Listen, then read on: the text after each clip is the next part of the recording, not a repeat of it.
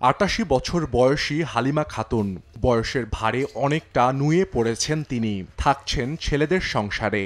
তবে জীবিত থাকলেও নির্বাচন কমিশনের জাতীয় পরিচয়পত্রে তাকে দেখানো হয়েছে একজন মৃত মানুষ হিসেবে।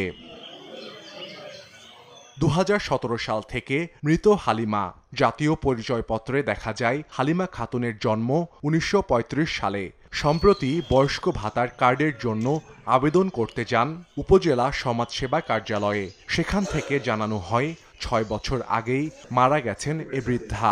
বিষয়টি নিয়ে জাজিরা উপজেলা সার্ভার সেন্টার ও নির্বাচন অফিসে গেলে সেখানেও দেখা যায় মৃত হালিমা খাতুন। জীবিত মানুষটিকে মৃত দেখানোয় ক্ষোভ প্রকাশ করেছেন হালিমার পরিবার। তারা বলতেছেন যে আরো ৬ বছর আগেই আমার মা মৃত্যু হয়ে গেছে, তা আমার মা এখনো জীবিত আছে। সরকারি লোকে করছে, এটা তো আমরা কিছু না। আপনারা এটা সমাধান করে টাকাটা কীভাবে বয়স্ক ভাতা পায়। গরিব পরিবার, কিন্তু যদি বয়স্ক ভাতা সুন্দরভাবে পায় তাই খাওয়া দাওয়া করে সুন্দরভাবে বাঁচতে পারে। ব্যাংক থেকে নগদে অ্যাড মানি করে প্রতি সপ্তাহে জিতুন মালদ্বীপে কাপল হলিডে প্যাকেজ।